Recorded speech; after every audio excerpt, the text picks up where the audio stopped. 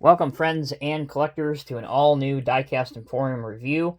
In today's video, we're going to check out a new for 2022 Ertl Prestige 150th scale model. This is the Ertl 460E-II articulated dump truck. You may remember not so long ago that they released the 460E articulated dump truck, seen here. Very similar to the model you'll see today, except the Series 2 version has a couple of upgrades, which we will get to momentarily. Okay, back to the model. In true time-honored fashion, we will check out the model's packaging, and then unbox it, and then review it.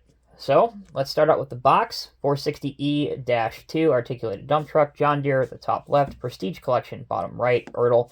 This is an adult collectible, as you can see right here, not recommended for anyone under the minimum age of 14 and up. So if you're new to this channel, 99.9% of the models that you will see on this YouTube channel are categorized as adult collectibles. That means they are not toys. Please do not buy these for your children, as they do have some potentially breakable parts that could be choking hazards. There's the side flap featuring the real truck. And the back of the box also has a picture of the real truck. All right, let's continue with the unboxing. Unfortunately, as we do this, this is where one of the biggest issues with this model comes abundantly clear. And that is that I thought we were moving away from the saga, if you will, and the drama of unnecessary twist ties. Unfortunately, we're not. So, let me just bring this into frame. This is every piece of packaging material. You would think this goes to about 10 models. This stuff was just with this model, including these really unnecessary and annoying plastic hard twist ties, and you'll see here in just a minute when I get the model out. My biggest gripe with this, and I've said this for years, is not only are they cumbersome and annoying to undo when you get your model, but they also have the potential to damage your model's paint. And in this case, they did. And you'll notice the several paint chips where these type of plastic, really hard ties had the model to its base. Again, totally unnecessary. You don't need these anymore. You could just put it in the plastic former. But it is what it is, so I wanted to point that out, as that is a huge decision maker for a lot of collectors.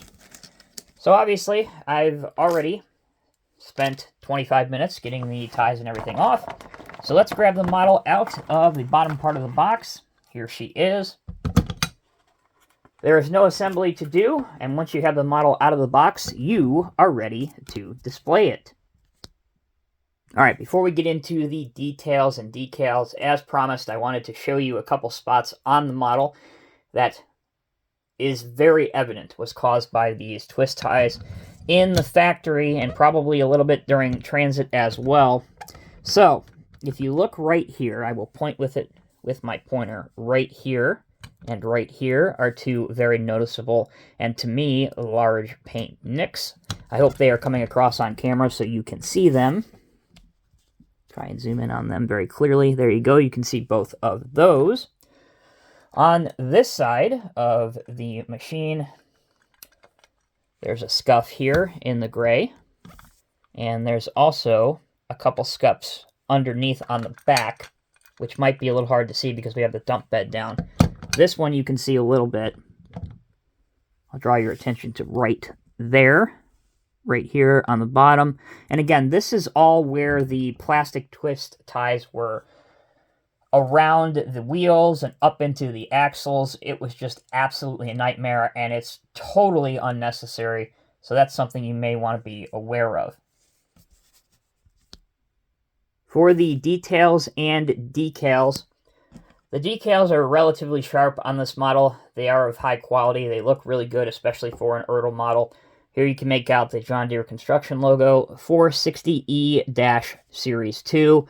This small decal I like quite a lot, and you don't often see this type of logo on Ertl models, but it looks particularly good. You have Deere here on the door. The venting on the side of the engine cover, that's a decal as well, and again, looks pretty darn good. Moving to the back of the truck, you have yet another John Deere logo here, as well as your reverse lights and brakes, which of course are done up with some paint and decals as well. Other details include the flaps, the mud flaps. Those are actually part of the casting in metal, so you can probably hear that as I'm hitting it, whereas they would have looked so much better if they were a separate rubber or even a plastic piece so that they could actually flex and move.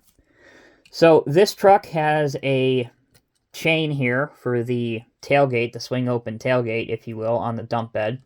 And again, it's pretty crudely assembled. Even if you were to paint these with some John Deere yellow paint, it would look a lot better. And this just looks totally out of place. I know that's kind of a modeling compromise to get it to function on this, but it just doesn't look particularly realistic. On top of the machine, you have an exhaust and a orange working light, as well as another green device on the front part of the cab. And finally, moving towards the front, yet another John Deere decal on the front of the engine cover, as well as some lights that again have been painted in. For functionality, this is a rubber-tired machine, so it will move by pushing down on the rubber tires. It steers by articulation. The range of articulation, particularly at the articulation joint, obviously, is subpar, and it doesn't seem to want to lock in position, which again is a bit of a disappointment. There is also no oscillation on the two rear axles, and really even on the front for an articulated dump truck.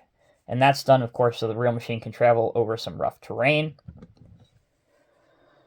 Also, it does have some of the same features as the first version of the 460 did with the opening hood.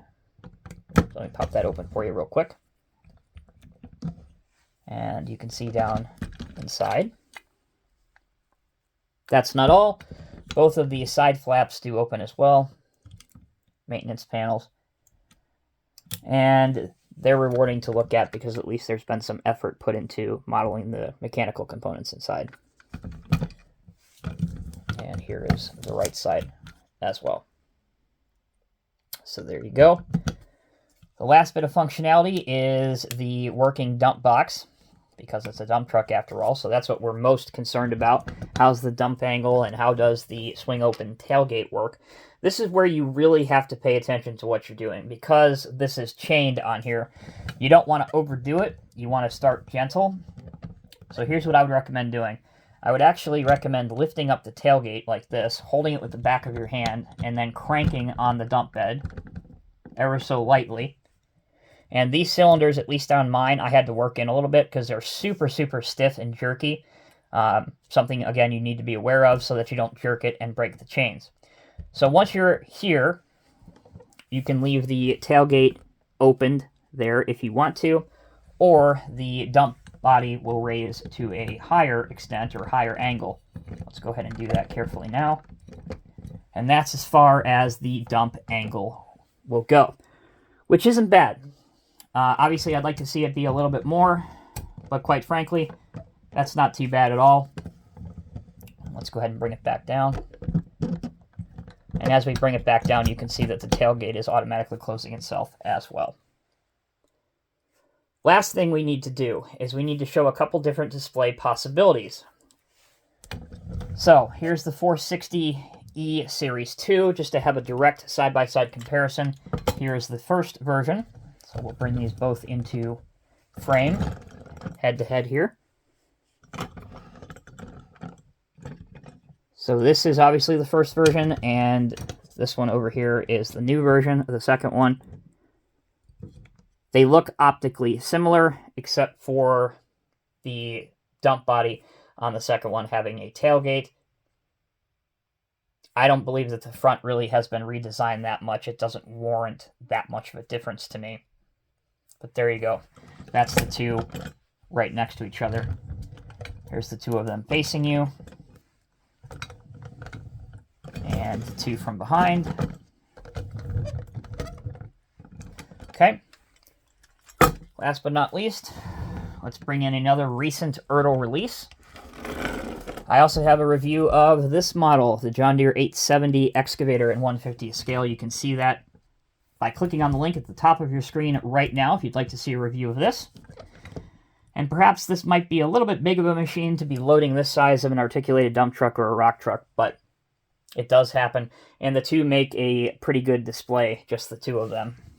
So if you just wanted to pick up both of these, you can get these now. Which brings me to the conclusion.